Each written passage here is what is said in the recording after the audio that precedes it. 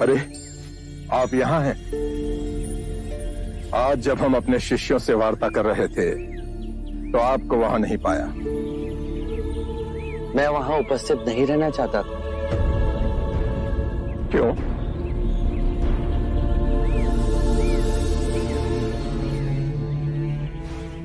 आप अपने शिष्यों को संबोधित कर रहे थे।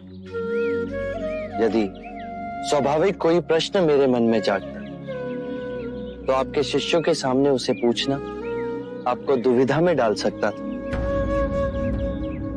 परंतु यहां तो एकांत है। अब हम वार्ता कर सकते हैं। कृपा करें, आप दुख के संबंध में कुछ कह रहे थे। क्या आप ये मानते हैं कि दुख सत्य है?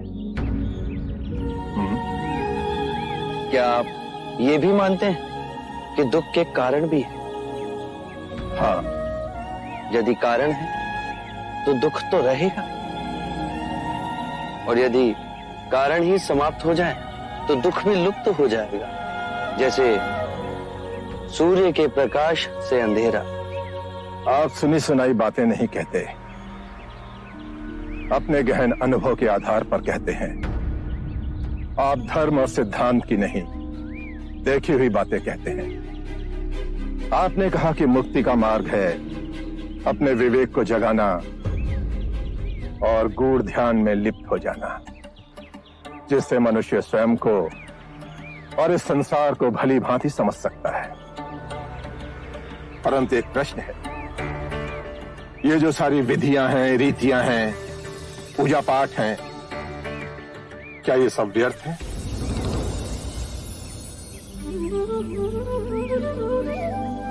यदि कोई व्यक्ति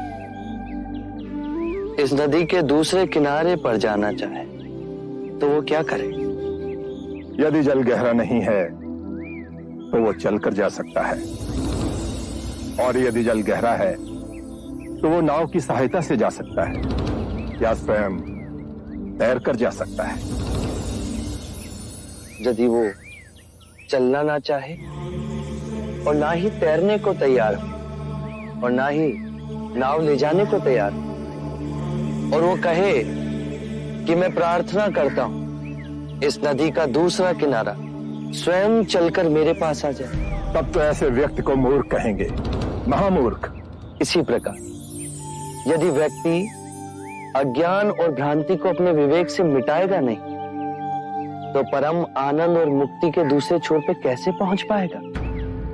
चाहे वो पूजा करे या अनुष्ठान या व्रत करे या किसी नीति पर चले, वो इस किनारे ही रहेगा।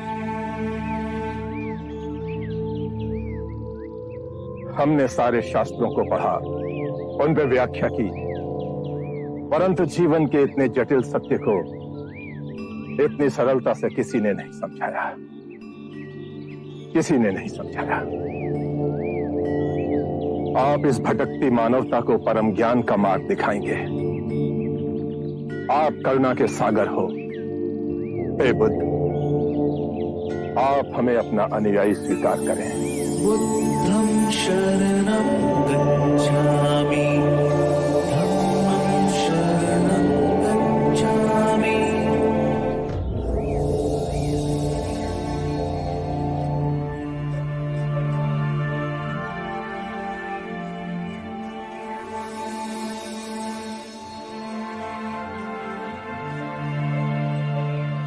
हे पराक्रमी, हे युग पुरुष, आज बुद्ध की शरण में हम आते हैं, आज धर्म की शरण में हम आते हैं, आज संघ की शरण में हम आते हैं।